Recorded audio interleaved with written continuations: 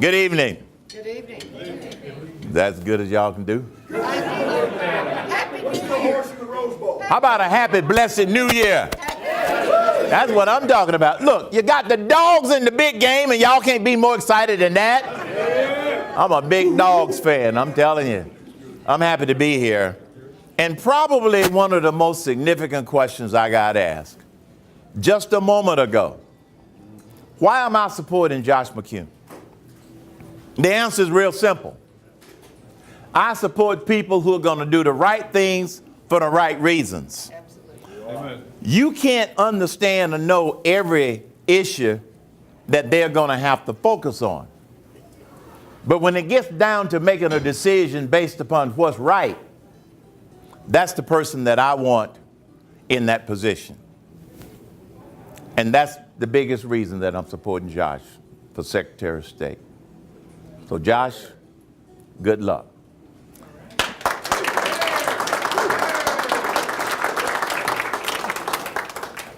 First, I want to thank all of you all for being here at this event, because it also says that you support Josh for the right reasons. The second thing is I want to ask you to do something, because in order to win an election, and all of you in here who have run or hold office, you understand this. You have to not only say that you support Josh, but you also have to issue some BACs.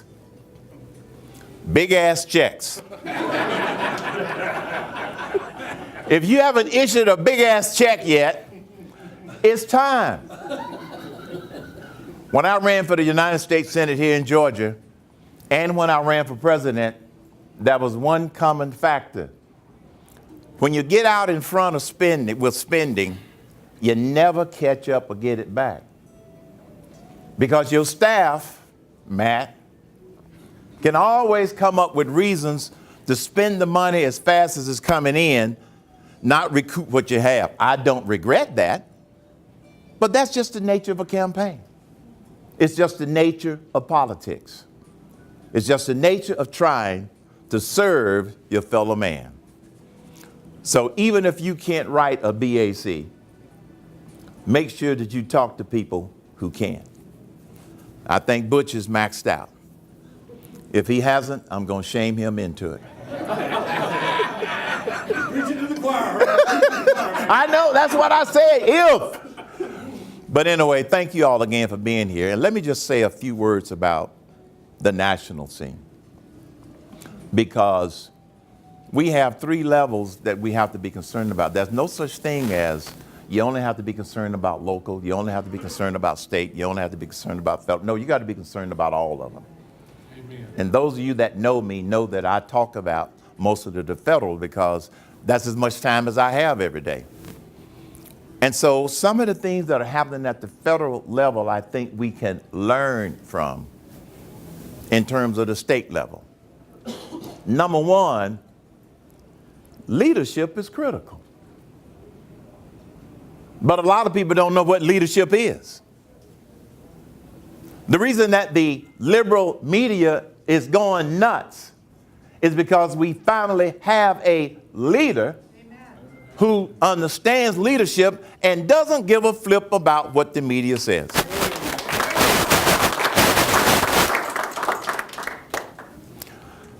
All of this criticism of President Trump because of this speculation, this speculation, this speculation. He allows it to run off his back like water off a duck's back. That's what leadership is. And just like I said, one of the great things about Josh is he's going to do the right things for the right reasons. We have a president who is doing the right things for the right reasons. You can't name one thing that he's done where you've had to question whether or not it was the right thing to do. Did he have to make some political decisions and political compromises in order to get some things done? Yes. That's politics, whether you're talking at the national, federal level, whether you're talking state level, the local level, regardless of the level that you're talking about. And a lot of people don't understand how leadership can bring about great results. We not only need great leadership in the State House in terms of governor, but all of the other major positions, like Secretary of State. They're all critical. They're all important. They all have their particular niche that they have to fill in terms of trying to do the people's business. And I think Josh would be a great representative of the people in that regard. So first, leadership. Doesn't matter which level you're talking about. Secondly, a positive tone from the top. The top federally, the top statewide, the top, whether you're talking about a representative district or you're talking about a state, positive tone from the top. One of the things that I have realized being on the radio for nearly 5 years is people are sick of negativity. And it's up to the leaders to provide that positivity, to provide that positive tone, to provide that positive tone in conjunction with the leadership. Yes, there are a lot of bad things that are happening. Yes, there are a lot of challenges. Yes, we have a lot of issues. But for the sake of the people, if you're always looking for what is the positive thing that could come out of it for the benefit of the people, you're doing the right things for the right reasons. Many of you all hear me talk about the liberal media. You probably hear a lot of other people talk about the liberal media. Well, they have defined themselves. You are up against not only people who disagree with your philosophy politically, but you're up against a group out there that parrots all of that liberal philosophy. Maybe not as bad here in Georgia, but it is terrible nationally. And when I say that they have defined themselves, it used to be we could talk about the liberal media generically, but we don't have to anymore because they have defined themselves. Media Research Center has tracked the coverage of this administration for the last year. And for the last year, 5 media outlets have provided 90% negative coverage of this administration. That's how they have defined themselves. So I call them out. ABC, CBS, NBC, CNN, and MSNBC. That's who we are competing with in terms of getting our conservative message out there versus the liberal message. Let me give you a great example. The most recent tax cuts and jobs legislation that was historically passed by this Congress and signed into law by this president. Nancy Pelosi and Chuck Schumer, their strategy is to discredit that great legislation. Doesn't matter whether they agree with it or not. Their strategy is to discredit it and to continue to tell people how bad it is when it's one of the best things that happened to the American people in 30 years. 30 years. That's some powerful legislation. Many of you all know that I have run for Senate, run for president, campaign, and one of the central focal points of any campaign that I ran was doing something about the tax code. Always. I've been talking about major dramatic tax reform since the early 1990s. And I can say that after following the evolution of the flat tax, following the evolution and the development of 999, which I know many of you all never heard of, this tax legislation is monumental. And yes, I have looked at a lot of the details. And the American people cannot go wrong. Look at the major corporations that have already said we're going to share some of the cuts with our employees. It's already working. But the Democrats are still saying that it is a GOP tax scam when it is not. It's one of the greatest legislative achievements in my lifetime. At the state level, you're going to run into the same thing like you run into before. No matter how good of an idea you might have, no matter how many people might say, well, this is a good idea, and you can explain it away, you're going to have a lot of people who are going to try to discredit it with lies, distortion, speculation. So your challenge in helping to support Josh, as well as helping your own particular situation, is you've got to beat back all of the negativity. You got to beat back the distractions. You got to beat back the lies. You got to beat back the distortions, because they're going to be there. Many of you know that from the years that you've been in public service. But my message to you is real simple. It's going to get worse.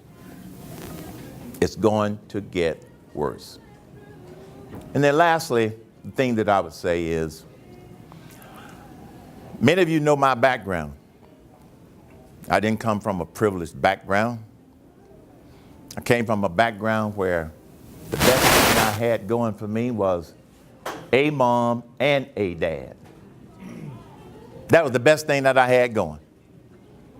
That's not the case today for a lot of families. I had a mom and a dad. And they taught me to believe in God Almighty, to believe in myself, and to believe in this great nation. Not looking back at the black marks of this nation, because there are many, but looking at the opportunities forward of this great nation. That's what I've always done. And that's one of the reasons I believe that God has blessed me with what some people consider success. I also consider it success in terms of taking advantage of this thing we call the American dream. And it does exist. And I'm a living witness that it exists. A lot of you in this room are witnesses that this thing called the American dream exists. And so my challenge to you is, help keep the American dream alive in your little corner of the world, whatever it is. Not all of us are called to do the same things, but we are all called to do whatever we can do to make this a better world. Not for us. We're going to be all right, but for our children and our grandchildren. I have 2 grown, gone kids. Grown and gone. I understand gone. Underscore gone. They're gone. Be gone. Be gone. I raised them, educated them, they're gone. And they're responsible. But I also have 4 grandkids that I continue to do the things that I do, to try to make sure that they also are able to appreciate this thing that we call the American dream. And I'll never forget how in 1999, my first grandchild was born. She's now a freshman at West Georgia College. 18 years later. And I still think about the first time that I saw her 18 years ago. I was on my way back from a business trip with the National Restaurant Association. The National Restaurant Association just happened to be having its board meeting in Hawaii. Yeah, we have them all over the world. And so I got a call that said that my daughter was about to deliver her baby, our first grandchild.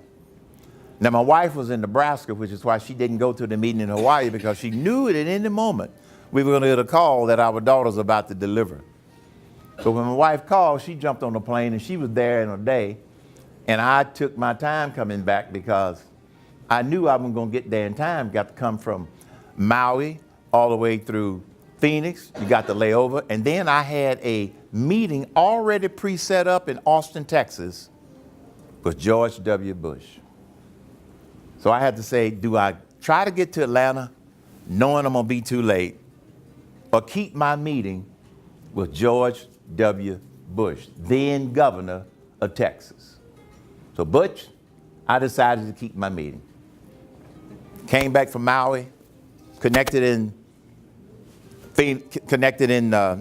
Salt Lake City, flew into Austin, Texas, Had to stay overnight because my meeting wasn't until 4 o'clock the next day. My meeting was at 4 o'clock with George W. Bush in Austin, Texas. I haven't shared this story with a lot of people. She was in the first grade by now. Oh, she should have been in the first grade. So the delivery started on that Wednesday. So I thought by Thursday or early Friday, it would be, hallelujah, it's all over. No, I kept calling my son. I said, Vincent. I said, do we have a baby yet? He said, no, Dad, we don't have a baby yet. This is Thursday. I stayed overnight in Austin, got up the next morning, Friday morning, thinking that it was over with. I said, Vincent, do we have a baby yet? No, Dad, we don't have a baby yet. I said, is anything wrong? No, Dad. I said, she started labor on Wednesday. It's Friday morning. What's the problem? He said, Dad, it's a slow baby. I went to my meeting with George W. at 4 o'clock Central Time. The meeting lasted for an hour. Rushed to the airport. Caught my flight to Atlanta. Got to Atlanta the evening of January the 22nd, 1999. Rented a car. Drove to Piedmont Hospital. Get to Piedmont Hospital. My son is sitting in the waiting room. I run in and I said, Vincent, do we have a baby yet? No, Dad, we don't have a baby yet. Is everything all right? Yes, Dad, everything is fine. It's just a slow baby. I arrived at 8:30 in Atlanta. Got to the hospital at 9:30 p.m., January 22nd, 1999. And at 9:56 p.m., my wife came out of the delivery room with my daughter and my son-in-law and said, you have a granddaughter. I said, good. I said, what's with the hands on the hips and the rolling of the neck? She said, I've been with this child for 3.5 days and you show up and the baby is born. She was waiting on Granddad. Granddad was here. That's why we do what we do, folks. It's for the grandchildren. That's why we do what we do. And I'm here tonight because I know this guy wants to do the right things for the right reasons for our children and our grandchildren. Josh McKoon. Thank you. Thank you very much. Well, I want to thank Herman for being here, for being my friend. You know, a lot of folks thought that those of us that were for Herman in the presidential race in 2012 were crazy because we thought that an independent-minded, conservative businessman who had never been elected to office before should be president of the United States. It turns out Herman was just a little bit ahead of his time. But I really do appreciate all of you being here. I want to basically tonight just say a few thank yous. I want to tell you about where we are, and I want to ask for a little additional help. The first thank you I want to give, I just tell you, the best decision I've made in 38 years is marrying Jacqueline Bird. And she's here tonight. Jackson's here tonight. And they have been very patient with me over the last 6 months. You spend a lot of time on the road. Some mornings you get up before anybody's up. You get home after everybody's asleep. And it takes special people to support you. And so I appreciate that, and I love you very much. I want to thank my colleagues in the state Senate. You know, I've served in the Senate the last 7 years. I've occasionally attached myself to some controversy during that time. But, you know, when it came down to this race and having meetings one-on-one with people, a lot of my colleagues have been willing to stand with me, and they're here tonight. And I could spend a long time telling you stories about each and every one of these folks. I'm not going to do that tonight, but I am going to say to our incoming President Pro Tem Butch Miller, to our Majority Whip Steve Gooch, to my good friend Senator Chuck Payne, Senator Matt Brass. I know our majority leader, Bill Cowsert, had to leave, but they've had a long day today. We're getting ready to do a lot. There's a lot pulling at y'all, and I appreciate not just the fact that you've been with me over the last several months, but that you're here tonight. It means an awful lot to me. And I want to thank my good friend David Schaefer, who of course is running for Lieutenant Governor. Appreciate him being with us this evening. I want to thank everyone in this room for your support, for being with us, whether you've been working on the campaign, whether you've been helping us raise money. You have been part of this effort over the last 5 months that is really taking hold. We are getting an awful lot of traction, and that's what I want to spend just a moment or two telling you something about. 21 of my colleagues in the state Senate have publicly stepped up and said, I'm the right guy for this job. We're going to have some announcements later this month about other officials around the state who have decided to join our campaign that I'm very excited about, and I think you will be too. We've organized grassroots leadership teams in over 100 counties around the state. We've got people who are excited about what we are planning on doing in the Office of Secretary of State. So all of that is really coming together well. And what is the message that folks are responding to? It's a simple message, which is to make Georgia the fastest state in the nation to get a job and the toughest state in the nation to cast an illegal vote. It's very simple what we want to do. We want to move barriers away in professional licensing that keep people from being connected to the dignity of honest, hard work. That is a tremendous opportunity for conservatives, and it's a tremendous opportunity for the next Secretary of State working with the legislature to give people that opportunity to reach for their American dream, as Herman talked about earlier. That's something I'm very passionate about, and I think it's job one for your next Secretary of State. When it comes to the integrity of our electoral process, I could spend a lot of time talking about it, but there are a couple of key challenges. Number one, our voting technology. It's 15 years old. These machines are aging out. We're going to have to replace those machines. It's going to cost money to do that. Legislature is going to have to appropriate that money. But the Secretary of State is going to be involved in figuring out what the solution is. And my commitment to you is that we're going to have a solution that has a paper trail that is auditable so that we can have meaningful recounts.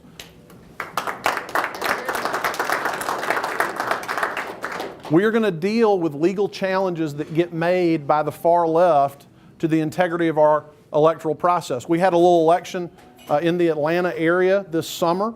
Maybe some of y'all saw the television commercials, Karen Handel and John Ossoff. I know I saw a few. But the left spent $30 million, filed multiple lawsuits to try to flip one congressional seat. They got voting registration extended by 60 days, registered 10,000 new voters because one federal judge decided to overturn the will of the Georgia General Assembly. You've got to have a Secretary of State who's going to stand up, plant the flag, and defend the position taken by our elected representatives. And I want you to think about this. If they did that to flip one seat in Congress, imagine what they're going to do. The next Secretary of State will be Secretary of State in November of 2020 when President Trump is running for re-election. So think about how much money is going to get spent. Think about the legal challenges that are going to come. You want a lawyer with election law experience who's not going to have to go to a junior assistant attorney general to get advice on what the election law is. You need somebody who's going to be able to go into the job on day one and do the job. I can do the job. The other thing that you need to know, and the message that we're getting out there is this. This is not going to be, I think we've become accustomed to the idea that the election is the Republican primary. The most prominent Democrat on the statewide ballot next year is not going to be the candidate for governor, is not going to be the candidate for lieutenant governor. It's going to be former Congressman John Barrow, who will be the Democratic nominee for Secretary of State. This guy's a slick operator. He managed to get himself reelected multiple times in a district drawn to elect a Republican congressman. He's real good at pretending to be a conservative. So you need somebody who can prosecute the case against John Barrow. I can do that. I've done that in the state Senate, debating people on the far left. I'm not going to be walking onto that debate stage trying to figure out which end is up. All of those things are really important. So the good news is we got the right message, you got an okay messenger, and you've got a grassroots organization that I think is second to none. So the one thing that we've got to do, and what we're here about tonight, is the money, because it does take a significant amount of money to run a statewide campaign. Many of you have given more than once, and I'm extremely grateful for that. But I made a decision when I decided to run for this that I was not going to abandon the commitment I made when I was on the ballot in November of 2016 to the people of the 29th Senatorial District. I'm going to serve out my term. So what that means is Monday at 10 a.m., we can't ask for money. We can't take money. If somebody on the street hands me a check, I have to give it back to them. So we've got 72 hours to raise what money we're going to have through and until the legislature adjourns, whenever that may be. So we need your help. If you've given already, I'm tremendously grateful. We'd ask you to consider giving again between now and Monday at 10 a.m. Everyone in this room has a sphere of influence. You have people that listen to you, that are interested in your opinion about politics and will make decisions on that basis. There's an opportunity in the next 72 hours to speak to someone who can financially invest in what we're doing and help us be successful. And I'm not asking you to do all the work. I'm just asking you to point me in the right direction, because that's all I'm doing for the next 72 hours. So I just leave you by saying this. I'm incredibly grateful to everybody here. Particularly, I just want to underline again to my Senate colleagues for their help. I need your help going forward. We will, if we have the financial resources to get our message out, we will win this election. I mean, I am that confident of our position. That is the only thing that can potentially trip us up. So you help us be successful with that. We're going to win the primary, we're going to win in November, and we're going to make Georgia the fastest state in the nation to get a job and the toughest state in the nation to cast an illegal vote. Thank y'all very much.